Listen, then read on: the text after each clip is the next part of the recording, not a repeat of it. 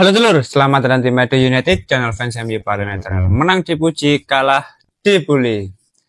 Ya, akhirnya selesai juga laga pertama dari Ruben Amorim sebagai pelatih di Manchester United. Laga tandang melawan Ipswich dengan skor akhir 1-1 menurutku bukan skor yang terlalu buruk untuk sebuah laga debut.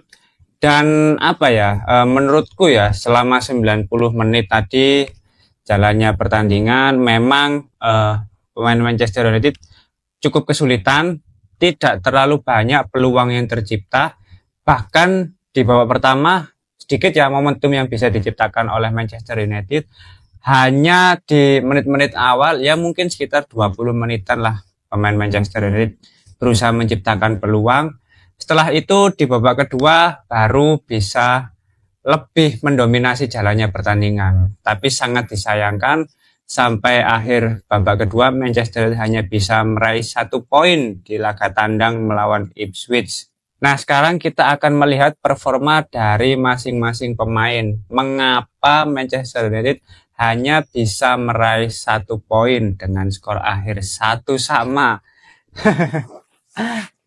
Dimulai dari penjaga gawang Andre Onana, ya skor 7,2 menurutku nggak terlalu fair ya, karena di pertandingan tadi menurutku Andre Onana itu salah satu pemain yang tampil sangat bagus. Banyak sekali save dari Andre Onana, karena kalau Andre Onana lagi underperform bisa lebih dari 1 gol dari Ipswich itu.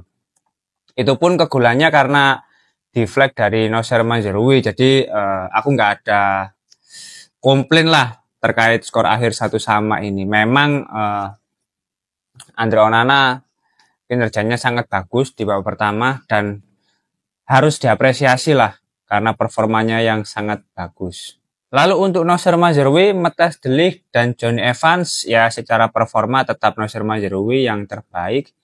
Karena seperti pertandingan-pertandingan sebelumnya dia selalu tampil konsisten. Untuk Matthijs de Ligt beberapa kali masih jarak di lini pertahanan itu masih cukup renggang, terus beberapa kali juga masih telat untuk kembali ke posisinya sebagai pemain bertahan. Dan untuk Jonny Evans, ya karena dia sudah pemain yang berumur ya, bukan masa prime-nya lagi, beberapa kali juga masih belum bisa dimaksimalkan dengan bagus. Masih kesulitan untuk mengejar para winger-winger pemain Ipswich tadi. Akhirnya di babak kedua juga digantikan. Selanjutnya untuk wingback ada Amad Diallo. Secara performa menurutku lumayan untuk posisi baru dari Amad Diallo yang biasanya sebagai winger kanan. Ditempatkan sebagai wingback kanan sejauh ini sebetulnya nggak ada masalah, karena kembali lagi ya sebetulnya untuk performa di babak pertama sudah cukup bagus, tapi ya nggak bisa dipaksakan juga ya karena para pemain juga masih adaptasi. Dan di pertandingan ini Amad Diallo juga memberikan kontribusi assist, kita nggak bisa melupakan hal itu. Crossingnya yang sangat akurat itu juga sesuatu yang luar biasa menurutku. Bahkan di menit-menit awal ya, baru 1,5 menit itu tadi, 1,5 menit 2 menit itu langsung dia bisa seorang diri berlari hampir full satu lapangan. Keren pokoknya. 7,5 boys lah. Sedangkan untuk wingback kiri Diogo Dalot juga secara performa menurutku ya sebagai wingback masih oke, dan beberapa perannya di dalam kotak penalti, blocking dari Diogo Dalot juga sangat membantu. Beberapa kali dia juga menggagalkan tendangan dari para pemain Ipswich dan membantu gawang Andre Onana untuk tidak kebobolan lebih banyak. Sedangkan untuk kombinasi antara Casemiro dan Christian Eriksen menurutku di babak pertama tadi masih belum maksimal, dan secara performa terlihat dengan skema 3-4-3 dua pemain ini masih perlu adaptasi, masih perlu penyesuaian karena kelihatan cukup ngos-ngosan memang. Akhirnya di babak kedua juga semuanya diganti. Selanjutnya untuk Bruno, secara keseluruhan dia seperti biasa pemain yang bekerja sangat keras, hampir mengcover seluruh area. Sedangkan untuk Alejandro Garnacho sangat disayangkan ya. Dia masih banyak menyia-nyiakan peluang yang ada, bahkan sudah one on one dengan kiper juga masih belum bisa dimaksimalkan dengan baik. Dan yang terakhir untuk Marcus Rashford, sebetulnya ya di babak pertama setelah mencetak gol di menit kedua itu tap in-nya yang eksekusinya sangat bagus menurutku, dan sempat langsung terbesit bahwa hasil latihannya memang langsung nyata gitu loh efeknya. Baru 2 menit langsung mencetak gol. Selain itu selama jalannya pertandingan kita juga sering melihat Marcus Rashford masih rajin melakukan pressing, tidak seperti biasanya yang lebih banyak atau bahkan hampir full jalan kaki, jogging. Menurutku sudah ada sedikit perbedaan ya dari Marcus Rashford.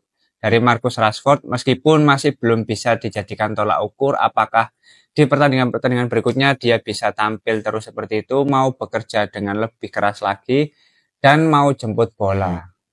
Nah, sedangkan untuk para pemain pengganti, menurutku ya nggak ada perbedaan yang signifikan sih, karena secara performa juga nggak terlalu bagus gitu loh.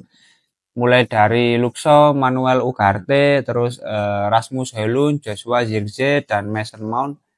Secara keseluruhan performa para pemain ini masih belum bisa memberikan perbedaan yang signifikan di babak kedua. Selanjutnya kalau kita lihat secara statistik, nah untuk penguasaan bola memang secara keseluruhan Manchester United lebih mendominasi. Terutama di babak kedua ya, peluang tercipta lebih banyak. Tapi sayang sekali ya, di babak kedua skor tidak berubah sampai selesai pertandingan. Untuk shot yang ditembakkan dari masing-masing tim sama berjumlah 11 dengan 2 peluang besar bagi Manchester United dan 3 bagi Ipswich. Secara keseluruhan menurutku di pertandingan tadi memang sangat terlihat bahwa dengan skema 3-4-3 yang dibawa oleh Ruben Amorim, para pemain ini masih membutuhkan waktu untuk beradaptasi karena terlihat ya, menurutku di pertandingan tadi Manchester United hanya bagus di 20 menit awal karena pemain Ipswich juga sangat ketat melakukan pressing, sangat ofensif, sangat fokus untuk menciptakan peluang, ya fokus menyerang lah. Memang tipikal permainannya seperti itu, wis full nyerang pokoknya, wis ciptakan peluang sebanyak-banyaknya dan membuahkan hasil pada akhirnya di babak pertama menit 42 loh. Menit 42 akhirnya bisa menyamakan kedudukan. Tapi gol dari Ipswich menurutku masih bisa ditoleransi karena itu merupakan deflect dari Noussair Mazraoui. Sebetulnya Andre Onana pun juga sudah mengantisipasi arah bola. Tapi karena deflect akhirnya memberikan sebuah gol bagi pemain Ipswich gitu loh. Justru yang menjadi pertanyaan itu di babak kedua, cukup banyak peluang, banyak momentum dari Manchester United tapi masih belum bisa dimaksimalkan dengan baik.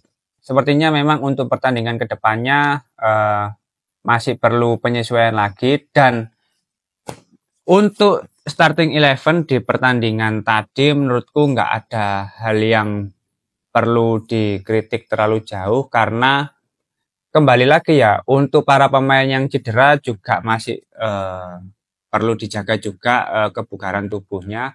Tidak bisa asal langsung dimasukkan sebagai pemain inti. Tentunya Ruben Amorim dan juga para stafnya lebih memahami kondisi para pemain. Jadi mungkin ya kedepannya kalau misalkan kayak Leny Yoro sudah pulih, benar-benar fit, benar-benar bisa dimainkan, Noussair Mazraoui akan lebih maju menjadi seorang wingback dan Amad Diallo akan bermain di lini serang seperti biasa.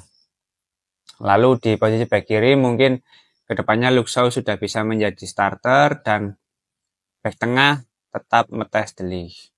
Karena secara keseluruhan ya namanya juga laga debut dan pemain perlu beradaptasi dengan skema yang baru. Jadi ya nggak ada yang perlu dikritik terlalu jauh gitu loh. Ya kita semua harus bisa memberikan toleransi karena Meskipun apa ya, Ipswich ini klub papan bawah yang terancam zona degradasi, tapi ya namanya IPL nggak bisa diprediksi. Bahkan kemarin Ipswich juga mengalahkan Tottenham Hotspur dengan skor 2-1, yang mana kemarin juga Tottenham Hotspur berhasil mengalahkan Manchester City dengan skor 0-4.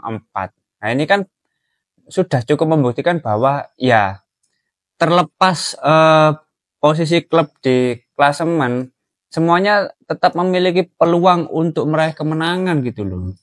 Justru menurutku dengan hasil yang kurang bagus ini akan lebih cepat bagi Ruben Amorim untuk mengevaluasi lebih dini agar di pertandingan-pertandingan berikutnya bisa segera dibenahi dan tidak terulang kesalahan yang sama. Itu. Karena kalau langsung menang justru terkadang itu menjadi sebuah kekhawatiran tersendiri. Ibarat orang kalau hidup itu kalau nyaman terus itu justru medeni lur. Kok gak ono masalah. Kok menang terus, aku main model ya apa kok menang terus. Waduh, ini jelas-jelas ono apa-apa iki.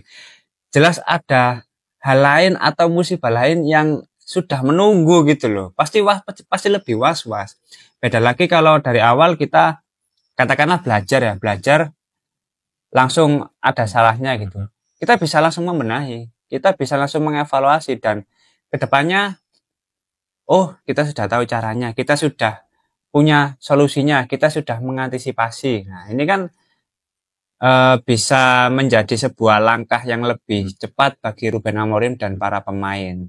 Apalagi untuk 3 pertandingan awal ini menurutku masih bisa ditoleransi karena lawannya pun masih standar lah, masih bisa dihandle lah harusnya dan peluang memenangkan pertandingan pun masih ada gitu loh. Karena di laga selanjutnya melawan Bodo Glimt itu tentu masih memiliki peluang. Di 3 pertandingan awal ini menurutku akan menjadi laga yang penting bagi Ruben Amorim untuk benar-benar memahami dan mengidentifikasi karakter para pemain Manchester United. Tujuannya apa? Tujuannya nanti ketika melawan Arsenal, itu secara performa sudah lebih stabil lagi, sudah lebih bagus dari pertandingan-pertandingan sebelumnya gitu loh. Aku malah lebih heran lagi kalau misalkan di laga debut ini sudah ada yang komentar masih bagus Ten Hag, masih bagus Ruud van Nistelrooy. Bro, kalau kita nggak move on masih memiliki pemikiran kayak gitu, ya nggak akan maju, Cuk. Tambah lucu mana ono sing komen mau masih lebih enak Ten Hag, Cuk. Ono wong nge-live YouTube sik Cobra ono sing komen kayak ngono, Cuk. Ayolah, move on lah. Maksudku era itu terus berjalan, industri sepak bola itu terus bergerak gitu loh. Kalau misalkan sekarang sudah ada pelatih baru, ya udah fokus pelatih yang barak. Ya udah fokus pelatih yang sekarang. Toh ini baru pertandingan pertama gitu loh. Tolak ukur seperti apa yang kamu pakai untuk pertandingan yang baru dijalani oleh Ruben Amorim gitu loh. Kita sendiri pun tidak bisa membandingkan kualitasnya ketika di Sporting Lisbon gitu loh. Karena secara skema udah jalan, para pemain chemistry-nya sudah kebentuk dan dia juga sudah menjalani pelatih di Sporting Lisbon selama 4 tahun. Gitu loh. Jadi nggak bisa jadi indikator, nggak ada pembandingnya gitu loh. Yang memberikan toleransi itu satu-satunya hal yang harus kita berikan gitu loh. Kita support. Ini baru laga pertama masa wis dicacati, Cuk. Amorim out. Matamu ngono. Cuk kadang fans-fans iki gua adel ya, aku kadang gedeg kok lho. Wong-wong bocil-bocil opinine gak mendasar ngono lho, Cuk. Seneng tok pas menang ngono. Ngetok tok pas menang ngono, seweneng ngono. Marono kok kalah, ya. Ayolah. Mari kita sama-sama mensupport klub Manchester United ini, apalagi Ruben Amorim ini masih pelatih baru, masih perlu adaptasi juga, para pemainnya pun juga demikian, dan kita semua juga pasti tahu untuk pemain yang ada di Manchester United tentu tidak semuanya akan berkembang di bawah kepelatihan Ruben Amorim.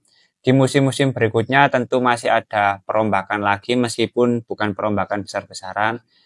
Jadi selama 1 musim ini kita semua harus tetap memberikan kredit karena ini masih masa adaptasi bagi Ruben Amorim dan para pemain. Apapun hasilnya, kita tetap harus mensupport Manchester United. Pihak manajemen ini mendatangkan Ruben Amorim ini karena mereka percaya bahwa Amorim ini bisa membawa perubahan bagi Manchester United. Bisa menjadi pelatih yang cocok, yang layak untuk memajukan Manchester United. Jadi tidak perlu apa ya, aduh, mending RVN, mending Ten Hag. Lek kok terus ya kapan majune, Juk, ngono. Ya wis lah ngono. Sing wis mari ya wis mari. Ini kan sudah lembaran baru gitu loh. Justru kita harus fokus di pertandingan-pertandingan berikutnya untuk sama-sama melihat progres dari Ruben Amorim dan juga para pemain Manchester United dalam menerapkan skema 3-4-3. Oke, mungkin itu dulu review singkat dari pertandingan Ipswich melawan Manchester United. Meskipun hasil kurang maksimal, ya nggak apa-apa. Masih ada kesempatan-kesempatan lain di minggu-minggu berikutnya. Yang terpenting kita sebagai fans ojo kordes. Wes ikut Cuk. Wasu pokoknya. Fans-fans bocil iku lho sing Amorim out wes mending ini taek kon yo. Taek kabeh kon fans-fans gatele iku Cuk. Kardus iku. Kalau teman wah, gregetan kadang aja nih. Kalau teman-teman ada opini lain terkait hasil pertandingan tadi, bisa tulis saja di kolom komentar, kita diskusi santai seperti biasa. Terima kasih sudah menonton video ini, jangan lupa like, komen, dan subscribe. Salam.